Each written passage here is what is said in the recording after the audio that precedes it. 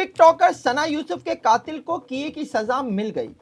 उमर हयात उर्फ काका को आखिरी सांस तक फांसी के फंदे पर लटकाने का हुक्म दे दिया गया। केस को लंबा करने की उमर हयात के वकील की तमाम कोशिशें नाकाम रहीं। काका को शनाख्ती परेड से पहले गवाहों को दिखाया गया था ताकि वो उसे अदालत में शनाख्त कर सकें। काका के वकील का ये एतराज़ भी अदालत ने मुस्तरद कर दिया।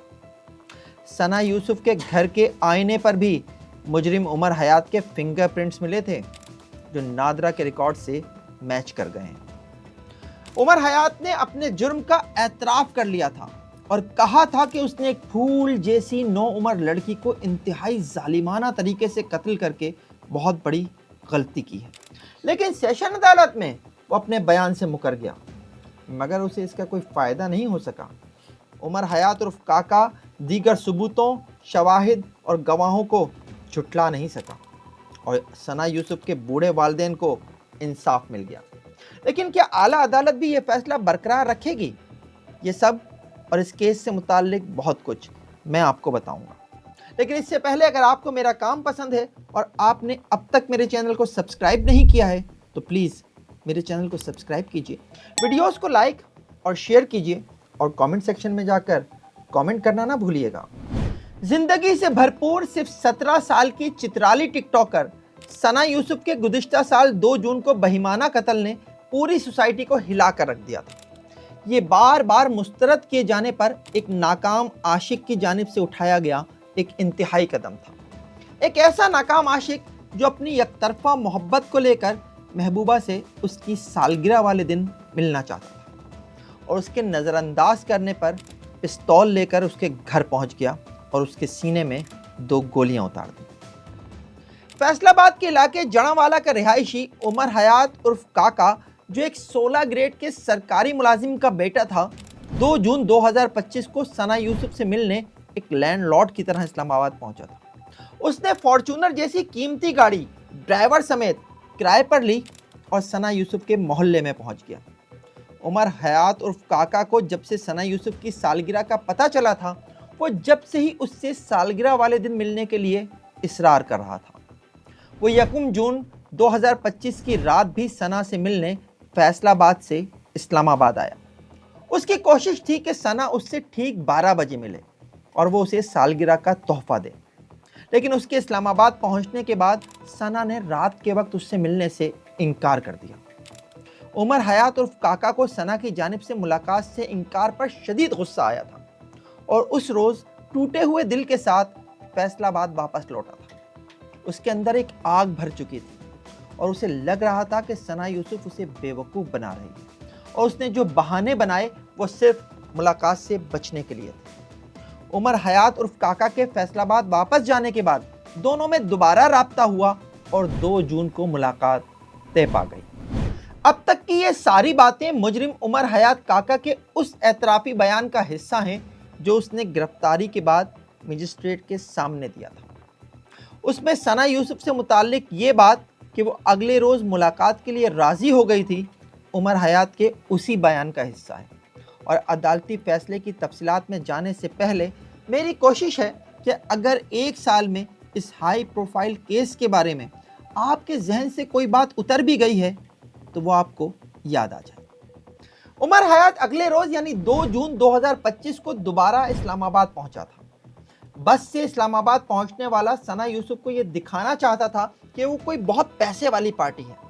इस्लामाबाद पहुंचकर वो G11 में खैबर रेंट ए कार पर गया और वहां से महंगी गाड़ी फॉर्च्यूनर ड्राइवर समेत किराए पर ले ली और सेक्टर G13 पहुंच गया, जहां सना यूसुफ की रिहाइश थी। इस दौरान वो सना से राब्ते की मुसलसल कोशिश कर रहा था, लेकिन सना उसके मैसेजेस या कॉल्स का फिर जवाब नहीं दे रही थी। उसने सेक्टर G13 में ड्राइवर को गाड़ी एक तरफ रोकने के लिए कहा और उतरकर पैदल ही गली नंबर 81 की तरफ चल पड़ा। आशिक तो माशूक के एक दीदार के लिए, महबूब की एक झलक के लिए उसकी गली के चक्कर लगाते हैं, लेकिन उमर हयात ने तो कुछ और ही सोचकर उस दिन उस गली में कदम रखा था। वो मकान नंबर 33 के सामने पहुंचा। घर का दरवाज़ा खुला हुआ था और उसे पता था कि सना यूसुफ ऊपर वाली मंजिल पर रिहाइश पजीर है। وہ گھر کے اندر داخل ہوا اور سیدھا ثنا یوسف کے کمرے میں پہنچ گیا۔ ثنا یوسف اسے سامنے دیکھ کر گھبرا گئی، لیکن عمر حیات نے جو سوچ کر آیا تھا اس نے وہی کیا۔ اس نے پستول نکالا اور اسلام آباد کا سیکٹر G13 فائرنگ کی آوازوں سے گونج اٹھا۔ اس نے 2 گولیاں سامنے کھڑی ثنا یوسف کے سینے میں اتار دیں۔ سامنے ہی ثنا یوسف کا آئی فون پڑا تھا۔ ثبوت مٹانے کے لیے اس نے آگے بڑھ کر ثنا کا فون اٹھانا چاہا اور اسی دوران اس کا ہاتھ دیوار پر لگے ہوئے آئینے پر لگا، جہاں اس کے ہاتھوں کے نشان ثبت ہو گئے۔ ثنا یوسف کا فون اٹھاتے ہی وہ واپسی کے لیے دوڑا، لیکن اسی دوران فائرنگ کی آواز سن کر ثنا یوسف کی والدہ فرزانہ یوسف اور پھپھو بھی موقع پر پہنچ چکی تھی۔ وہ پستول سے انہیں دھمکاتا ہوا نیچے بھاگا اور دوڑتا ہوا گلی سے باہر نکل گیا۔ وہ فوری طور پر اس کرائے کی گاڑی تک پہنچا اور ڈرائیور کو جلدی چلنے کے لیے کہا۔ وہ گھبرایا ہوا تھا اور ڈرائیور محمد وکیل نے یہ بات نوٹ بھی کر لی تھی۔ کچھ دور جانے کے بعد عمر حیات عرف کاکا نے رفع حاجت کے بہانے ریلوے پل کے پاس سروس روڈ پر گاڑی روکنے کے لیے کہا اور اتر کر جھاڑیوں کی طرف چلا گیا۔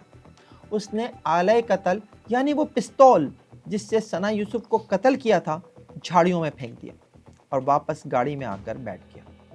اس نے ڈرائیور کو کہا کہ وہ اسے چنگی نمبر 26 پر چھوڑ دے، جو اصل میں موٹر وے اسٹاپ لوپ ہے۔ ڈرائیور محمد وکیل نے ایسا ہی کیا اور اس مقام پر چھوڑ کر واپس چلا گیا، اور یہاں سے عمر حیات عرف کاکا بس میں بیٹھ کر فیصل آباد واپس پہنچ گیا، لیکن اب اس کے ہاتھ ایک معصوم کے خون سے رنگ چکے تھے۔ کہتے ہیں نا کہ چپ رہے گی زبان خنجر، لہو پکارے گا آستین کا۔ بظاہر عمر حیات نے موقع پر کوئی ثبوت نہیں چھوڑا تھا جس سے پولیس فوری طور پر اس تک پہنچ سکے۔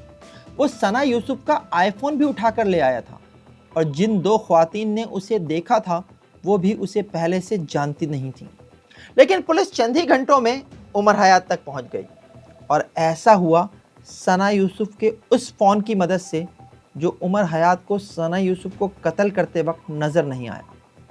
ثنا یوسف کا دوسرا اینڈرائڈ فون جس پر عمر حیات کے میسیجز اور کالز موجود تھیں۔ پولیس کو جب موقع سے یہ فون ملا اور پولیس نے اسے چیک کیا تو فون میں کاکا کے نام سے ایک نمبر سیو تھا۔ اس نمبر سے ہونے والی چیٹ سے یہ پتا چلا کہ کاکا نامی یہ شخص اسلام آباد آیا ہوا تھا اور ثنا یوسف سے ملنے کے لیے میسیجز کر رہا تھا، لیکن ثنا یوسف اسے کوئی جواب نہیں دے رہی تھی۔ پولیس نے جب اس نمبر کا ڈیٹا نکالا تو پولیس کے سامنے عمر حیات کا نام آیا اور اس کا جڑاوالا فیصل آباد کا ایڈریس ہے۔ پولیس اسی روز جڑاوالا پہنچی اور عمر حیات جو یہ سوچ بھی نہیں سکتا تھا کہ پولیس اتنی جلدی اس تک پہنچ بھی سکتی ہے، پولیس کو گھر کے باہر گلی میں ہی مل گیا۔ عمر حیات گرفتاری کے بعد زیادہ دیر زبان بند نہیں رکھ سکا۔ اس نے ابتدائی تفتیش میں ہی پولیس کو ساری بات بتا دی، اور پھر وہ خود ہی پولیس کو اس ریلوے پل کے پاس جھاڑیوں تک بھی لے گیا جہاں اس نے آلہ قتل چھپایا تھا۔ پولیس نے آلہ قتل کی برآمدگی کے بعد جب اسے چیک کیا تو اس میں 4 گولیاں باقی تھیں، اور جب موقع سے ملنے والی گولیوں کے خول اور پستول کا فورنزک کرایا گیا تو یہ پتہ چل گیا کہ گولیاں اسی پستول سے چلائی گئی تھیں۔ بظاہر یہ اوپن اینڈ شٹ کیس تھا، اور اس میں عینی شاہدین یعنی موقع پر موجود ثنا یوسف کی والدہ اور پھپھو نے عمر حیات کی گرفتاری کے بعد نہ صرف شناختی پریڈ میں اسے بطور قاتل شناخت بھی کر لیا تھا، بلکہ عمر حیات نے مجسٹریٹ کے سامنے اعترافی بیان میں اپنے جرم کا اعتراف بھی کیا تھا۔ لیکن جب کیس کی سیشن عدالت میں سماعت شروع ہوئی تو عمر حیات نہ صرف اپنے بیان سے مکر گیا بلکہ اس کے وکیل نے کیس کو جھوٹا قرار دینے کی کوششیں بھی شروع کر دیں۔ عمر حیات کے وکیل نے شناختی پریڈ کے حوالے سے اعتراضات اٹھائے کہ پولیس نے شناختی پریڈ سے پہلے ملزم کو عینی شاہدین کو دکھا دیا تھا، جس پر انہوں نے اسے عدالت میں شناخت کیا، لیکن جس مجسٹریٹ کے سامنے ملزم کا بیان قلم بند کیا گیا تھا اس کے بیان نے وکیل صفائی کی استغاثہ کی کہانی کو نقصان پہنچانے کی یہ کوشش ناکام بنا دی۔ مجسٹریٹ نے اپنے بیان میں کہا کہ شناختی پریڈ کے وقت ملزم یعنی عمر حیات کاکا نے ایسا کوئی اعتراض نہیں اٹھایا، حالانکہ اس سے پوچھا بھی گیا تھا کہ اگر اسے کوئی اعتراض ہے تو وہ بتا دے، اور اسی نقطے کو عدالت نے اپنے فیصلے میں تحریر بھی کیا ہے۔ عدالت نے لکھا ہے کہ اگر یہ مان بھی لیا جائے کہ ملزم کی تصاویر یا خود اسے تھانے میں عینی شاہدین کو دکھایا گیا ہوتا تو وہ مجسٹریٹ کے سامنے اعتراض ضرور اٹھاتا، لہٰذا یہ دلیل دفاع کے لیے مددگار نہیں ہے۔ وکیل صفائی نے یہ کہانی بھی بنانے کی کوشش کی کہ ثنا یوسف کی لاش تو پولیس کو کہیں جھاڑیوں میں پڑی ملی تھی، اور یہ لاش مددگار 15 کے اہلکاروں نے اسپتال پہنچائی تھی، لیکن ثنا یوسف کی والدہ، والد اور نچلی منزل پر رہائش پذیر خاتون سمیت اطلاع ملنے پر پہنچنے والی علاقہ پولیس کے اہلکاروں نے وکیل صفائی کی یہ کہانی بھی نہیں چلنے دی۔ کاکا کے وکیل نے کیس کو جھوٹا ثابت کرنے کے لیے ایک موقع پر یہ موقف بھی اختیار کیا کہ پولیس نے FIR تاخیر سے درج کی، اور ایسا اس لیے کیا گیا تاکہ گواہوں کو پہلے تیار کیا جا سکے، لیکن وہ عدالت کو مطمئن نہیں کر سکا۔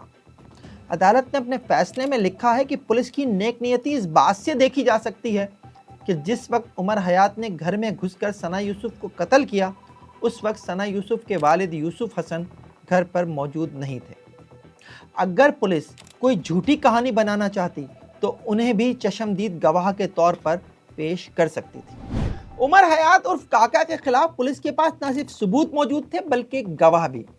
میں نے آپ کو پہلے بتایا کہ ثنا یوسف کا موبائل فون اٹھاتے ہوئے اس کا ہاتھ آئینے پر لگا تھا، جہاں سے پولیس کو اس کے فنگر پرنٹس ملے تھے۔ یہ فنگر پرنٹس نادرہ کے ریکارڈ میں اس کے شناختی کارڈ سے میچ ہو گئے تھے، اور صرف یہی نہیں، عمر حیات نے جس رینٹے کار سے فارچونر کار کرائے پر لی تھی، اس کے مالک اور ڈرائیور نے بھی عمر حیات کو عدالت میں نہ صرف شناخت کیا بلکہ عدالت میں گواہی بھی دی۔ حقیقت تو یہ ہے کہ استغاثہ یعنی اسلام آباد پولیس کی جانب سے اس کیس کو بہت اچھی طرح سے چلایا گیا ہے، اور ایڈیشنل سیشن جج افضل مجوکا نے اپنے فیصلے میں بھی اسے تحریر کیا ہے کہ استغاثہ نے ملزم کے خلاف زبردست شواہد پیش کیے ہیں۔ عدالت نے اپنے فیصلے میں کہا ہے کہ ملزم نے ثنا یوسف کی جانب سے اس سے ملاقات سے انکار پر ایک 17 سال کی معصوم لڑکی کو قتل کیا ہے۔ سزا میں نرمی کا کوئی پہلو موجود نہیں ہے، اور ملزم کسی رعایت کا حقدار بھی نہیں ہے، اس لیے اسے سزائے موت سنائی جاتی ہے۔ اسے آخری سانس تک پھانسی کے پھندے پر لٹکا کر رکھا جائے۔ ثنا یوسف کے قاتل کو سزائے موت پر ثنا یوسف کی والدہ اور والد کو اطمینان ہوا ہے، اور ان کے نزدیک انہیں انصاف مل گیا ہے۔ فیصلہ دیا ہے، انصاف پہ مبنی فیصلہ دیا ہے، میں اس کو بھی سلوٹ پیش کرتا ہوں۔ فیصلہ ہو گیا، آپ لوگوں کا بہت شکریہ، کا فیصلہ ہو گیا، بس میری بھی۔ ہماری سوسائٹی میں ذہنی بیمار افراد کی جانب سے ایسے واقعات عموماً سامنے آتے رہتے ہیں۔ کبھی کسی لڑکی پر تیزاب پھینک دیا جاتا ہے تو کبھی ساتھیوں کی مدد سے اغوا کر کے زیادتی کا نشانہ بنایا جاتا ہے، لیکن ثنا یوسف کیس کا یہ فیصلہ ایسے ناکام عاشقوں کے لیے ایک الرٹ ہے۔ یہ پروگرام آپ کو کیسا لگا؟ کامنٹ سیکشن میں کامنٹ کر کے ضرور بتائیے گا۔ دیکھتے رہیے FIR، جب تک جرم باقی ہے۔